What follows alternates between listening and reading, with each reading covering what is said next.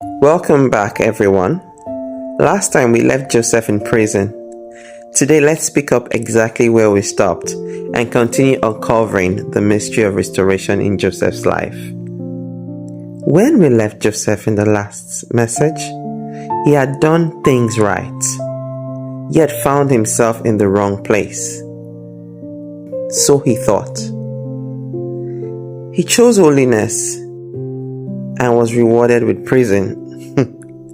He chose integrity and lost his position. To the natural eye, it looked as though everything had gone from okay to worse, or from bad to worse.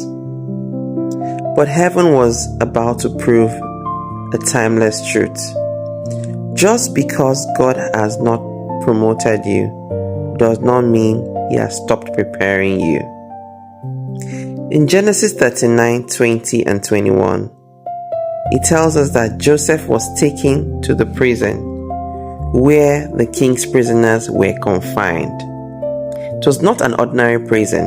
It was a prison reserved for Pharaoh's officials. At first, Joseph probably saw only prison walls, but God saw something else. Connection, purpose.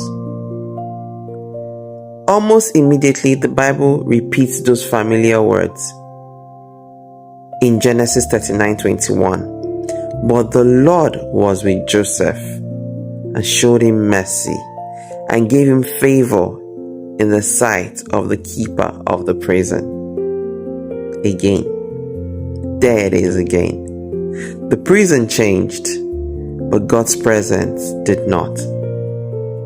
Child of God, never measure God's faithfulness by your location. Sometimes your address changes, but God's presence remains the same. If His presence remains, your restoration is still on course. Then Genesis 40 opens with an unexpected scene. Two new prisoners arrive.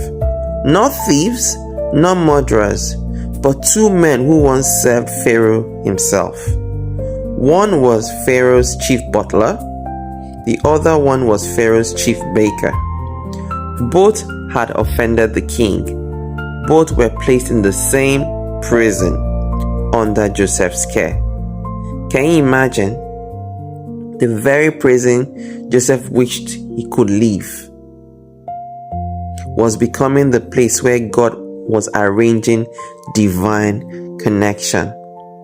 Sometimes we spend so much time praying for God to remove us from a place that we fail to see what He has placed in that place for us.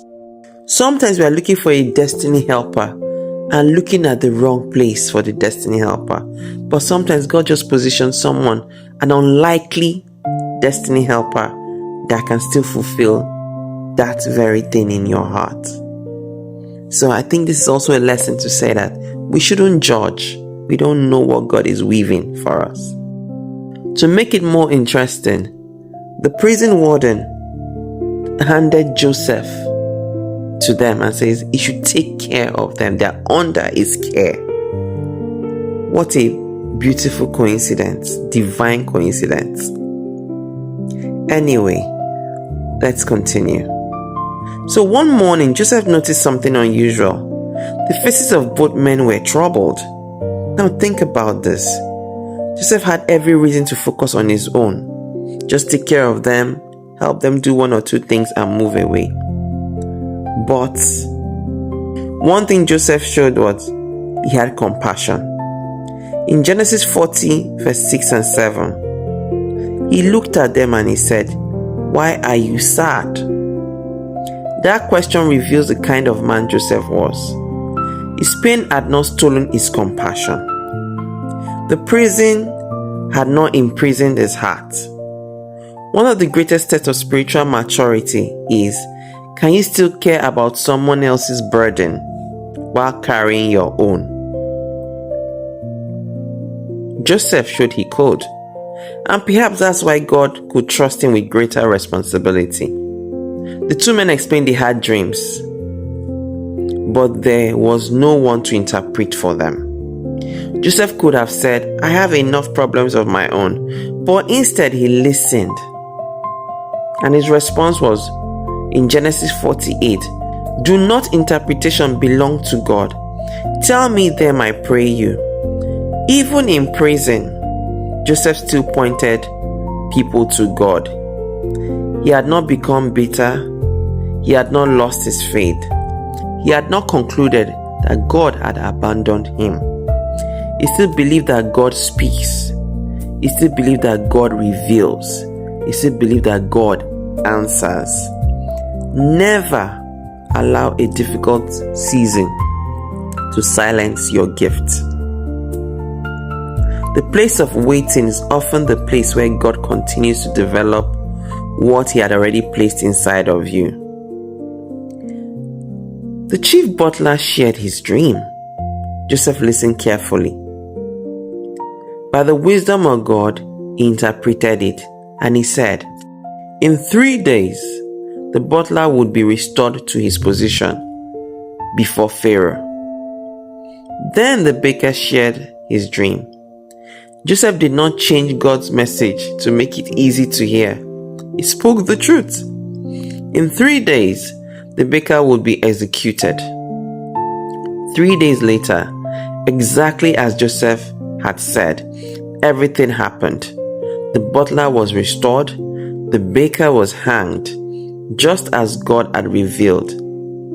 Joseph's gift had proven itself once again. Not in a palace, not before a crowd, but inside a prison.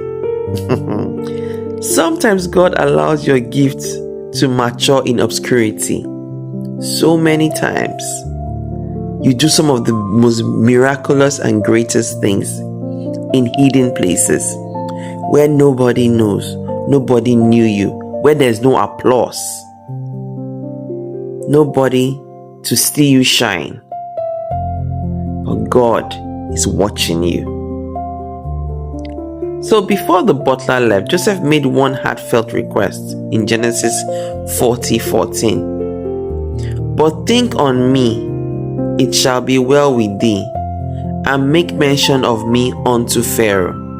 It wasn't a selfish request. It was a cry of a man who simply longed for justice. Surely this was the moment. Surely this was the beginning of Joseph's release. But the very next verse breaks your heart. In Genesis 40:23, yet did not the chief butler remember Joseph, but forgot him. Forgot him not for a day, not for a week, but for 2 whole years. Joseph had helped someone else enter restoration while he remained in prison. That can be very painful. Have you ever felt like that? You rejoice with others, you celebrate their testimonies, yet you quietly ask God, Lord, when will it be my turn?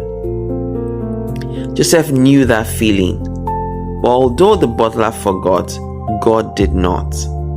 Sometimes people may forget your kindness, your sacrifice, even your name, but heaven keeps perfect records. The God who gave Joseph the dream was still watching over the dreamer. And that's where we'll leave it today. Not in the palace, not before Pharaoh, but still in prison, still faithful, still serving, and still trusting. Restoration is not cancelled simply because it is delayed.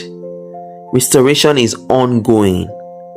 It's ongoing on the inside. In God's kingdom, preparation is never wasted.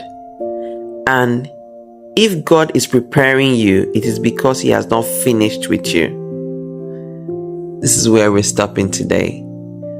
Take time to brood on it, pick the lessons, apply it to any situation in your life, and you will see God in every situation, in every dimension. Inside is in your journey. God has never left. When you are crying, God is there. When you are confused, God is there. When you are scoring high marks and nobody is seeing you, God is there. When you are not rewarded for a great achievement, God is there. And in time, He will show you off. In time, He will change your story. So be faithful in service and keep trusting that God will never leave you nor forsake you. See you next time. Take care. Bye-bye.